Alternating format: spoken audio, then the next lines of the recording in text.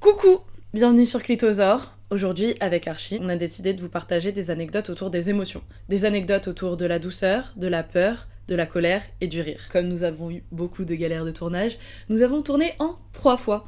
Et donc 3 outfits différents. Appréciez nos tenues magnifiques. Aujourd'hui, on va partager 2 anecdotes autour de la douceur. Ça va être l'occasion de parler de plusieurs thématiques différentes. Moi en tout cas, ce sera autour, par exemple, du harcèlement de rue, du paranormal, autour du sport. Toi, c'est plus autour de quoi tes anecdotes ? Des agressions homophobes. Ok. Pour moi, l'anecdote touchante, c'était celle qui a été la plus dure à trouver. Bon, même si en vrai, on a mis genre 10 minutes à trouver nos anecdotes. C'est un souvenir qui est pourtant hyper fort, mais je l'ai pas en détail. Bah, cette année, j'étais genre full en dépression. En plus, j'ai vécu des traumas pendant mon enfance qui font que il y a plein de moments dans ma vie où je vais pas bien. Et en plus, cette année, j'ai décidé de combattre ces traumas grâce à l'EMDR. Parce que tout le monde m'avait dit, waouh, c'est trop bien l'EMDR. Et en fait, ça s'est extrêmement mal passé. C'est-à-dire que, en fait, quand tu fais une séance de MDR, on te demande de raconter ce qui t'a traumatisé et te donner le plus de détails possible. En tout cas, moi, c'est comme ça que ça s'est passé. La personne tapotait sur mon genou et en même temps, elle me répétait des choses que je lui avais dites par rapport à mon trauma, qui me mettaient mal, évidemment. Et en fait, son objectif, c'était que je vive à fond le trauma parce que, à l'époque, selon le MDR et donc selon elle, j'avais tellement d'émotions que genre mon cerveau s'était complètement bloqué. Donc l'idée, c'est de faire revivre ce que t'as vécu en mode full. Donc elle me disait oui, c'est bien si tu pleures, allez, continue. Jusqu'à ce que, au bout d'un moment, ça soit rangé dans les souvenirs, quoi. Et c'est vraiment intense, vraiment dur, surtout que la personne, en fait, déjà, elle est en attente que tu pleures, donc au bout d'un moment, t'es là, bon, bah en fait, il faut que je me sente pas bien. Et en plus, quand tu te mets à pleurer et tout, bah elle est là, oui, vas-y, continue, tu vois. Mais ce qui s'est passé, c'est que ça a ravivé mes souvenirs. Peut-être que j'aurais dû continuer et qu'au bout d'un moment, ça aurait été mieux. Sauf que je me sentais pas capable, en fait, de faire face à ça. C'était juste horrible. Donc je l'ai fait une seule fois et après, j'ai été trop mal. Le fait que je sois en dep, que j'ai plein de choses qui aillent pas bien, que j'ai un espèce aussi d'anniversaire, en gros, 1 an avant, j'avais vécu 2 traumas hyper hardcore. Le tout cumulé, bah ça a fait que ça allait pas du tout. Et il y a une fois où vraiment, mais ça allait pas du tout. Je sais plus pourquoi, peut-être que toi tu sauras parce que j'étais avec toi. T'avais reçu un message de ta mère et Ouais. ça t'avait mise trop mal et effectivement, il y avait des trucs où vraiment ça me faisait mal au cœur. Ma mère était au courant de choses parce que un jour, j'ai dit ces choses-là à ma sœur. Et ma sœur ayant eu la mauvaise réaction, c'est-à-dire Adèle, t'es une menteuse, j'ai arrêté de lui parler. Enfin, je me suis sentie tellement mal que c'était juste pas possible pour moi de continuer à communiquer avec elle. Du coup, ma sœur a décidé d'en parler à mes parents. Mes parents ont appris ce que j'avais dit à ma sœur, m'ont enfermée dans une chambre pendant 3 heures, ou en tout cas ressenti 3 heures, et m'ont engueulé, m'ont dit que je leur avais fait passer un sale week-end, qu'ils voulaient m'envoyer dans un hôpital psy, que j'étais folle, que je racontais que de la merde, que j'inventais des mensonges, etc. Suite à quoi j'avais fugué. Suite à quoi ma mère avait fait tout en sorte que je revienne à la maison. J'avais un peu pas le choix de revenir parce que j'avais un peu nulle part d'autre où aller. À la maison, suite à ça, on n'en a jamais reparlé. Et en fait, il y a 2 ans, avec ma mère, elle-même m'a parlé des violences physiques que j'avais vécues étant petite, et des violences verbales d'ailleurs, mais je parle de tout ce qui est coups, humiliation, etc. Et elle a reconnu ses torts. Elle a remis un peu le sujet sur la table de ces traumas que j'avais vécus quand j'étais petite, dont j'avais osé en parler à ma sœur une fois, puis dont on n'avait jamais reparlé. À cette époque-là, quand j'en ai parlé à ma mère, elle m'a écoutée, elle m'a dit qu'elle s'en voulait. Elle m'a pas dit je te crois, mais elle m'a dit qu'elle s'en voulait parce qu'à l'époque, elle aurait dû m'écouter. Et elle m'a dit ce serait bien quand même que t'en parles avec la personne concernée. Et moi, je lui ai dit que j'étais pas capable de le faire parce que de toute façon, je savais que cette personne nierait les faits, que ça me faisait trop de mal en fait, et que une fois, il y avait eu la possibilité que cette personne en discute avec moi, mais sauf qu'elle avait nié en bloc et qu'elle m'avait juste dit que j'étais folle. Donc, je voulais plus jamais en parler avec cette personne. Et donc, ma mère a entendu, et quelques mois plus tard, on en a reparlé, et elle m'a redit la même chose. Elle m'a redit ce serait bien que t'en parles avec la personne concernée quand même, nanana, ça vous permettrait d'aller mieux, que votre relation soit meilleure, etc. Et ensuite, j'ai partagé une vidéo sur la chaîne YouTube de Clitosaure, que ma mère a vue. Je m'attendais pas à ce que mes parents regardent les vidéos. Et ma mère, voyant cette vidéo, a dit la personne concernée en question ne me parle plus depuis que elle a vu la vidéo. Ce serait bien quand même, Adèle, que tu parles avec elle. Enfin, je sais plus exactement toutes les phrases qu'elle avait dites, Mais en gros, c'était encore ma responsabilité. C'était encore moi la coupable si la personne était mal. Ce qui est le plus dur pour moi, c'est vraiment de... Je suis en constant conflit interne en me disant « Ah, mais j'ai pas envie de parler de cette histoire parce que je vais faire du mal à cette personne et cette personne a peut-être pas totalement conscience de ce qu'elle m'a fait, du mal qu'elle m'a fait. J'ai pas envie qu'elle culpabilise encore plus ou qu'elle se sente mal ou que les gens la regardent mal. Et en même temps, je me dis, mais moi là, actuellement, je vis un truc qui est horrible. J'ai des flashs tout le temps. Ça me ruine ma vie. J'ai des envies suicidaires clairement à cause de ça. Donc j'ai le droit aussi de parler si ça me fait du bien. Et en fait, ce que ma mère m'a renvoyé, c'est qu'il fallait quand même que je sois dans le care de cette personne qui m'a fait du mal. Et ce jour-là, ça a été vraiment la goutte de trop. Et j'étais tellement mal. Du coup, j'ai envoyé un message à mes femmes de l'amour, à mes meilleures potes, Goldie et Juliette. Je leur ai dit que ça allait pas du tout. Et elles m'ont dit, ok, bah on arrive. Et c'est ça le truc touchant en fait, c'est que genre juste j'ai dit je vais pas bien. Et elles m'ont dit ok on est là on arrive. Juliette elle avait fait une soirée, elle avait genre dormi 2 heures ou 3 heures, elle était encore à moitié bourrée et tout. En vrai elle est venue, elle était en mode lock mais c'est pas grave, genre elle m'a fait des câlins et tout.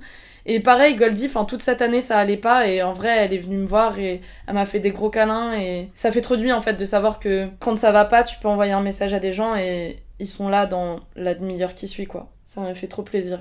J'ai toutes les images en tête et tout, je revis la scène. Je me souviens de quand t'avais reçu le message, de quand on a discuté, et puis après tu m'as dit que Goldie et Juliette arrivaient. T'étais vraiment pas bien quoi. Et moi j'essayais de faire ce que je pouvais pour être là et te signifier que je voulais tout faire pour essayer que t'ailles bien à l'instant présent, pas résoudre le truc mais genre.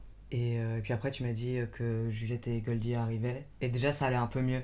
Déjà que t'avais l'information de savoir qu'elle venait, je voyais dans ton regard que ça allait mieux et tout. Et tout avant, t'étais en larmes et t'arrivais même pas à parler tellement t'étais en larmes. Putain, je me souviens même pas de ça. Et même quand tu pleurais pas, t'étais pas bien quoi. C'était hyper compliqué pour toi d'en parler. Ou alors si tu parlais, c'était un train qui était lancé et il fallait que ça sorte, il fallait que ça sorte. C'était un peu genre un mélange des deux. Et dès que... Soit je parle pas, soit je parle trop quoi. non mais non mais genre soit t'étais genre noyé dans tes émotions, soit t'étais noyé dans ton flux de parole parce qu'il fallait que ça sorte, tu vois. Et quand t'as su qu'elles allaient arriver, bah, j'ai senti un truc de pression qui baisse et que du coup ça allait mieux.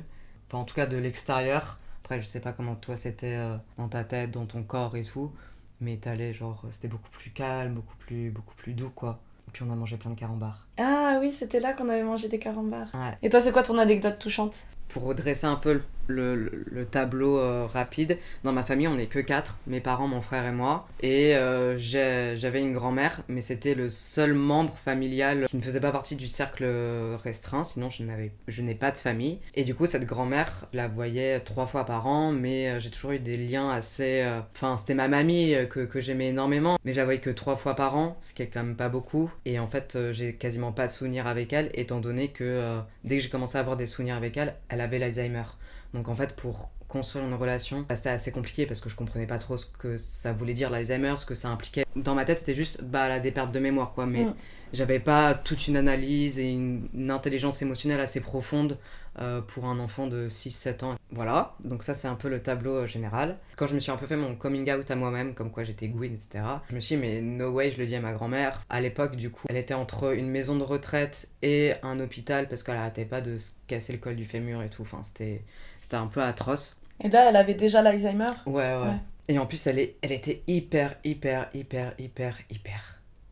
croyante.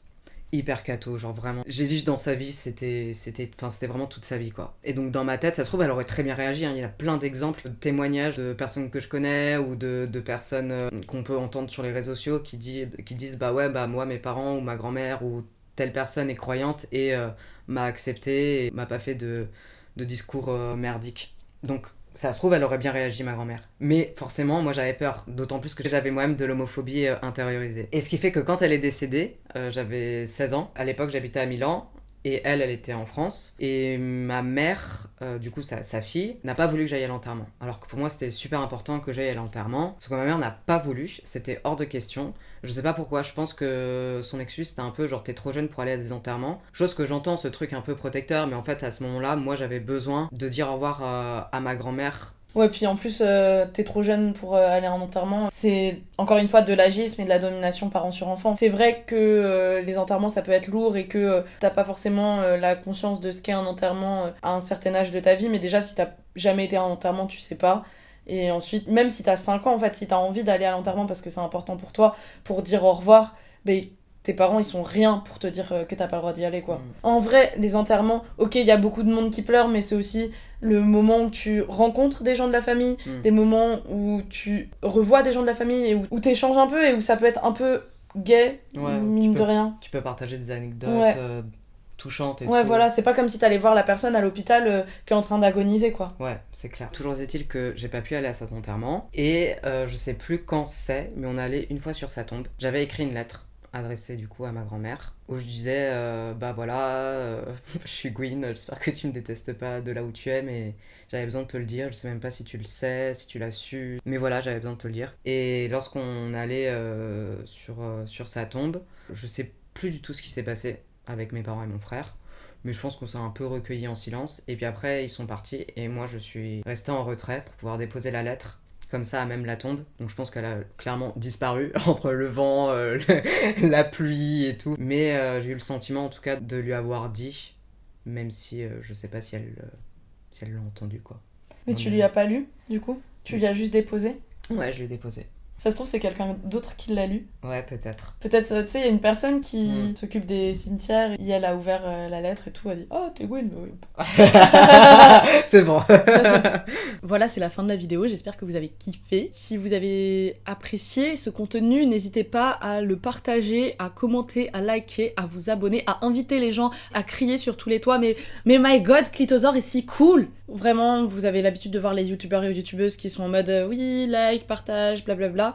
Mais parce que c'est hyper important pour nous, pour l'algorithme en fait, tout simplement, et pour que nos vidéos soient de plus en plus visibles sur YouTube. Pour vous, ça vous coûte 30 secondes de votre life de liker, de partager et de vous abonner si ce n'est pas fait. Et pour moi, ça m'aide énormément pour tout le travail que je fais à côté, gratuitement, qui vous divertit. Je vous fais des bisous.